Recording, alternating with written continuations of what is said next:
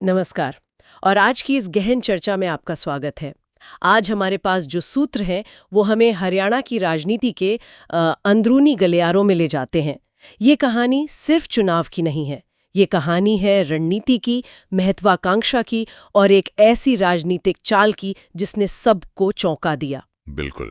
और ये दिखाती है कि राजनीति में कभी-कभी सबसे बड़ा खतरा बाहर से नहीं बल्कि अंदर से ही आता है। आज हम यही समझने की कोशिश करेंगे कि कैसे राज्यसभा की एक सीट के लिए बिछाई गई एक बहुत ही सोची समझी बिसात को पार्टी के ही एक कद्दावर नेता ने अपनी निजी महत्वाकांक्षा के लिए पलट दिया, सिर्फ एक बयान से। सिर्फ एक बयान से। तो चलिए इसे परत दर परत खोलकर देखते हैं। कहानी शुरू होती है हरियाणा बीजेपी की एक अंदरूनी बैठक से। राज्यसभा की 2 सीटों के लिए रणनीति बन रही थी। जी। तो इस बैठक में क्या योजना बनाई जा रही थी? ये सिर्फ एक सामान्य चुनाव की तैयारी तो नहीं लग रही। नहीं, बिल्कुल नहीं। देखिए, एक सीट पर तो बीजेपी की जीत लगभग तय थी। उनके पास विधायक थे। हाँ, वो तो नंबर्स का खेल था। असली पेंच दूसरी सीट पर था। वहां बीजेपी के पास पूरे नंबर नहीं थे। तो रणनीति ये बनी कि क्यों ना किसी ऐसे उम्मीदवार को उतारा जाए जिसकी पृष्ठभूमि लोकदल की हो। अच्छा, मतलब मकसद था इंडियन नेशनल लोकदल यानी INLD का समर्थन हासिल करना। बिल्कुल। ये एक तरह से क्या कहते हैं, बिना किसी औपचारिक गठबंधन के एक समीकरण साधने की कोशिश थी। बहुत ही क्लेवर मूव था ये। और तभी बैठक में एक नाम सुझाया जाता है, सतीश नादन। हाँ। सूत्र बताते हैं कि ये नाम सुझाना एक तीर से 2 शिकार करने जैसा था। ऐसा क्यों? इस नाम में क्या खास था? इसके 2 मुख्य कारण थे। पहला और सबसे बड़ा, सतीश नादन लोकदल की विचारधारा से ही बीजेपी में आए थे।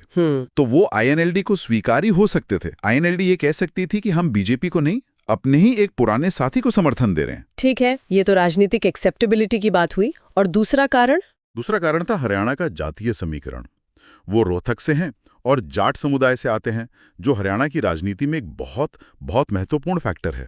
तो मतलब वो हर लिहाज से फिट बैठ रहे थे। बिल्कुल। इसलिए उनकी दावेदारी पर बहुत गंभीरता से विचार होने लगा। सतीश नांदल के बारे में थोड़ा और बताइए। उनका राजनीतिक सफर कैसा रहा है? देखिए, वो पहले INLD में थे, एक स्थापित नेता थे, लेकिन जब INLD से टूटकर JJP बनी। हाँ, वो तो एक बड़ा राजनीतिक भूचाल था प्रदेश में। बिल्कुल। तो उस दौर में कई नेताओं की तरह उन्हें भी दोनों दलों में अपना भविष्य सुरक्षित नहीं लगा और वो भाजपा में शामिल हो गए। और बीजेपी में आकर उन्होंने अपनी काबिलियत भी साबित की होगी। हाँ, बिल्कुल। उनका राजनीतिक कद इस बात से भी पता चलता है कि 2019 में गढ़ी सांपला खिलोई जैसी हॉट सीट पर उन्होंने कांग्रेस के भूपेंद्र सिंह हुड्डा को कड़ी टक्कर दी थी। अरे वाह, ये तो भूपेंद्र सिंह हुड्डा का गढ़ माना जाता है। नंबर पर रहना, हुड्डा को कड़ी टक्कर देना, ये हार कर भी एक तरह की जीत थी। इसने बीजेपी हाईकमांड को ये दिखा दिया कि नादल के पास अपना जनाधार है। तो सब कुछ योजना के मुताबिक चल रहा था।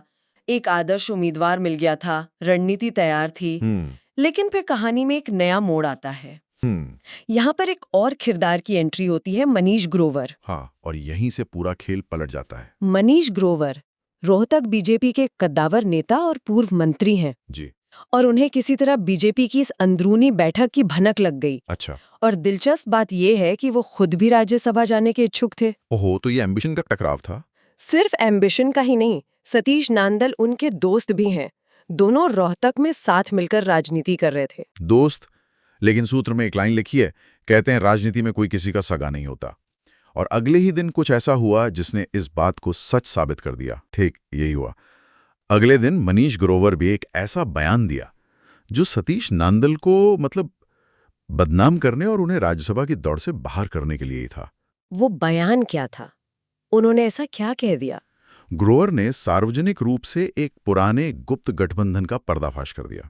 1 मिनट, गुप्त गठबंधन किसके बीच? बीजेपी और सतीश नांदल के बीच, जब नांदल INLD में हुआ करते थे। मतलब अपनी ही पार्टी की एक पुरानी डील को पब्लिक कर दिया। हाँ, उन्होंने आरोप लगाया कि जब सतीश नांदल INLD में थे तो उन्होंने रोहतक मेयर चुनाव के दौरान बीजेपी के साथ मिलकर कांग्रेस के उम्मीदवार को हराने की साजिश रची थी। क्या साजिश थी ये? इस साजिश के तहत नांदल ने INLD की तरफ से अपने ही बेटे को उम्मीदवार बना दिया था। अपने बेटे को? हाँ, ताकि कांग्रेस के वोट कट जाएं और उसका सीधा फायदा बीजेपी के उम्मीदवार को मिले। ये क्लासिक वोट कटवा वाली रणनीति थी। अच्छा, तो एक पुरानी छिपी हुई बात को सार्वजनिक कर दिया गया। इसका असर क्या हुआ? इसका असर बहुत गहरा हुआ। सबसे पहले तो सतीश नांदल की निष्ठा पर सीधा सवाल उठ गया। जाहिर है। ग्रोवर ने, जैसा कि सूत्र बताते हैं, समय पर चौका मारा और अपने ही दोस्त को रेस से लगभग बाहर कर दिया। उन्होंने नांदल को एक ऐसे नेता के तौर पर पेश कर दिया जो किसी का वफादार नहीं है। और आईएनएलडी पर इसका क्या असर हुआ? उनके लिए तो ये बहुत शर्मिंदगी वाली बात हो गई होगी। बिल्कुल। दूसरा बड़ा असर आईएनएलडी पर ही पड़ा। बीजेपी और आईएनएलडी के बीच की पुरानी सांठगांठ उजागर होने से आईएनएलडी की बहुत बदनामी हुई।